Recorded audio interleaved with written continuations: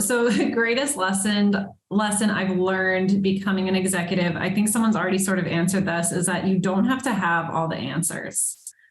You just have to be reliable and resourceful and consistent every day. You know, you want to be, at the end of the day, someone that people can count on, not necessarily someone who just has all of the answers. So just always keep that in mind, because I think that can sometimes be a confidence killer, is like you fear more about not having the answers than being reliable. One of the greatest lessons that I learned was that imposter syndrome doesn't go away no matter what role that you're in.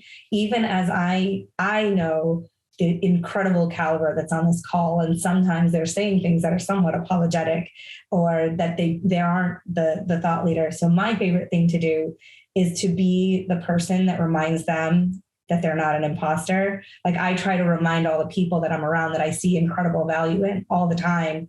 And then they end up doing the same for me. But sometimes it's hard for ourselves to look around and say, holy cow, I'm an executive and people are looking at me for answers. But when I hear someone be apologetic, or if I hear someone kind of question the reason why they're in the room, I take it upon myself to remind them. And I think that's a little thing that we can all do that makes the entire environment better. The greatest lesson that I've learned, and it's pretty much the same as what Sarah said and what we've already kind of mentioned, is, you know, no one person's going to have the answer, and like collaboration is the biggest thing. And I feel like some of the ideas that I have had would not be possible without, you know, listening and relying on my peers and working alongside of them. I think there's a different kind of energy that kind of happens when that collaboration process is taking place.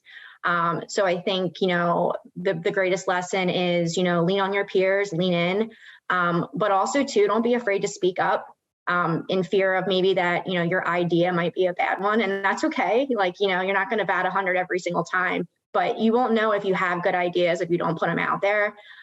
So, you know, collaboration, listening, and speaking up, those are probably the greatest lessons that I have learned. I think it's important for all of us to know that climbing the ladder doesn't look the same for every single person. And it's not always a straight line from the bottom to the top rung. Wandering, experiencing different roles, different industries, it all builds knowledge and character, and really grows what I call your, you know, personal solution toolbox. A toolbox that you're going to take with you for the next, you know, 10, 20, 30 years, because you're always going to refer back. Oh, I remember the time I was kind of in the similar situation. You know, what can I do here? I think that you want to follow that path that provides you with a lot of different experiences, opportunities to learn, and then also opportunities to work with, you know, the best subject matter experts you can.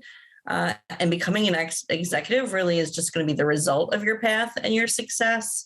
Like, becoming an executive shouldn't be the goal. It should be what just happens on your way to success. Okay. So going back to the greatest lesson that I've learned, I think, you know, making sure you understand the why behind what you're doing, like even on a per assignment basis, it's easier to be less engaged when you're just, you know, pushing the buttons and you don't really get how it's helping the greater good and helping the company achieve its goals. So, you know, when I started figuring out why I'm being asked to do this, or why these certain clauses matter, or why it's important to have this contract in place, it really just helps solidify. And then, you know, it allows you just to really dig deeper and be more committed, you know, to anything that you're doing. Kate, you want to close us out with some really good advice? Some words of wisdom from no. So as you can see, I have many years of wisdom. No.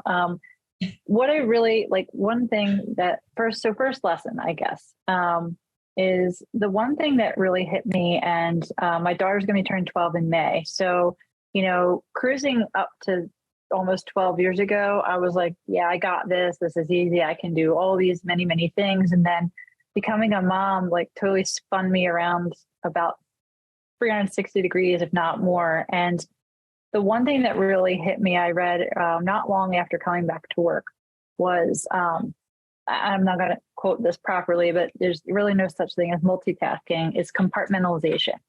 And I really think that that helped me get through not just that time, but many other times. I sometimes have to go back to that saying. It's almost like a little bit of a mantra in my head, because there's times where, as Melissa said, it's not a straight up ladder.